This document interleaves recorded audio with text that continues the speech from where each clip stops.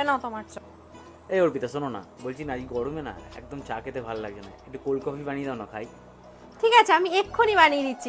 আমার তো আর সারাদিন কোনো কাজ নেই। তোমার মার জন্য দুধ চা করব, তোমার বাবার জন্য লিকার চা করব, তোমার ভাইয়ের জন্য হরলিক্স করব।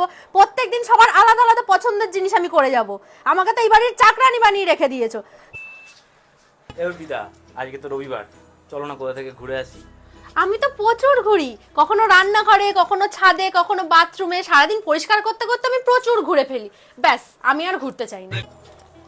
এই অর্পিতা, অফিসের মিটিং চলছে বুঝলে, তুমি একটু কম কথা বলো আজকে। হ্যাঁ, আমার তো কথা বলা সেদিনই বন্ধ হয়ে গেছে যেদিন আমি এই বাড়িতে বিয়ে করে এসেছি। তাছাড়াও আমি যদি কথা বলি আমার কথা শোনেটাই বা কে? আজকে পার্পল কালার না, আজ একটা লাল রঙের চুড়িদার পরো। লাল রঙের চুড়িদার তোমাকে পরলে খুব সুন্দর লাগে। হ্যাঁ হ্যাঁ, আমি এক্ষুনি লাল রঙের চুড়িদার পরে নিচ্ছি। আমার তো হাজারটা লাল রঙের চুড়িদার আছে। তুমি আমায় প্রতিদিন যখন শপিং এ নিয়ে যাও আমাকে 2-4টা করে লাল রঙের চুড়িদার কিনে দাও, আমি এক্ষুনি পরে নিচ্ছি, ঠিক আছে? এই ভেজা গামছাটা এখানে রেখেছো কেন গো? দূর বাড়া, চুপ করতো।